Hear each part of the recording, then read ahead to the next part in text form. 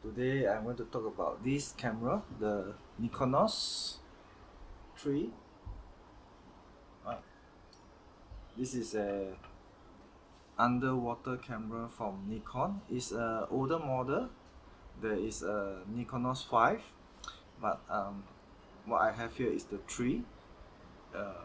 You can use it both on land and underwater. However, to use it on land, you need to use it with only certain lenses.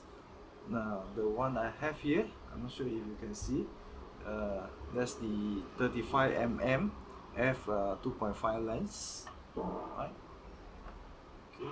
So I mainly use it as a waterproof camera, which I can bring to the beach. I can bring it to the water parks, right? Or shoot it in the rain, right? So later I'll go through on how to load film and all that.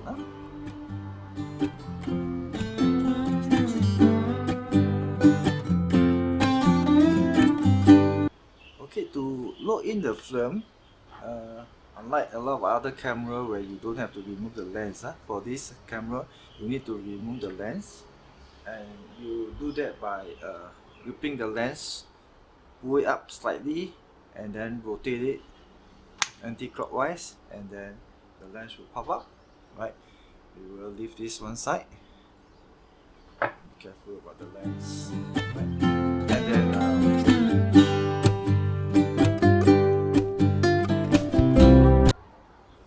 so what happened here is that you can see that the strap there is like a lever kind of thing. Right? You put it under the part that protrude out from the camera top one, and then on both sides you just press it down, and then so let me do it now. Right, put it down with equal strength, and the camera top will be lifted, and then you can remove the casing on the top. Right, so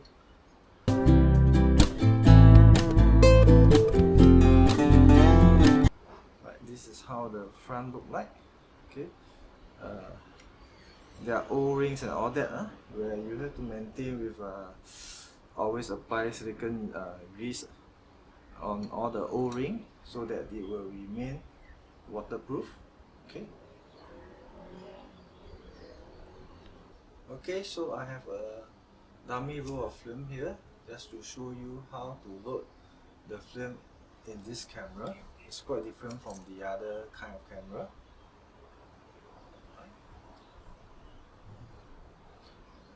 So you can see that there's a pressure plate here, there's a latch here.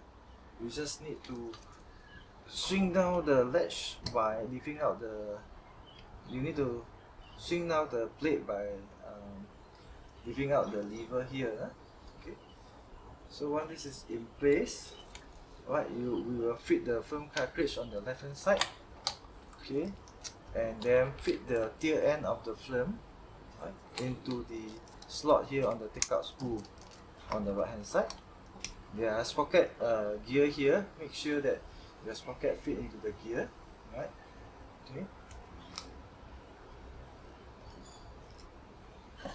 So to advance the film, right, you shutter release one time. Okay. This action is widening the film. When I press down the lever, you should be able to see the film advancing. Right? Okay. Release again. Right? Advance again. Right? Usually I advance it 2 times, and then now we can put it back into the casing again. Now the camera top is put back into the casing. We can put back the lens. Right. So we have a lens here. Right. The back knob should be at the bottom, and then you just turn it in again. Right. And the lens is back in place. Right.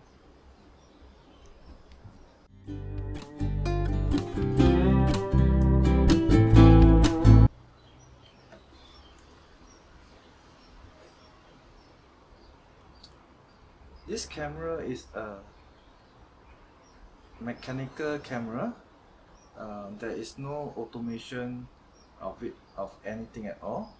That means you have to control the shutter speed from at the top of this knob. Right. As you can see, you go up to 1/500, down to as slow as 1/30 on bulb mode. Right. Okay, and the shutter speed is shown on the bottom of this of the lens, and you adjust it by turning the black knob. Right. So assuming I'm looking at f8 1/60, right? So what I can do is I set the shutter speed to 1/60, yeah, and then the aperture is set here. How about focusing? For focusing, you can take a look at the top chart. So it's not very clear here. Okay, now we can see it better, right? This is what we call zoom focusing, right? Okay. The white pointer here will actually point to the distance that you like to focus at. Right. For example, I'm pointing at the back digit 2. That means it's focused at 2 meter. You can see two small red mark here, right? That give you the depth of field. That means the picture or the object that is within 1.5, or the objects that's within 1.5 meter to 3.5 meter will be of acceptable sharpness, right?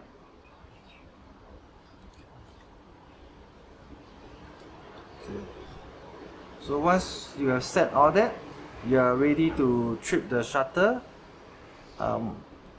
This camera is quite different, huh? So to trip the shutter, you actually press this lever downwards, right, firmly. You can hear the shutter is being tripped, and then this lever will spring back, right? To avoid the film, you just need to press down the lever again, right? And then it's ready to take the next picture. So here we can see, or hear the shutter being tripped off, right? And as I wind the film, you should see this counter here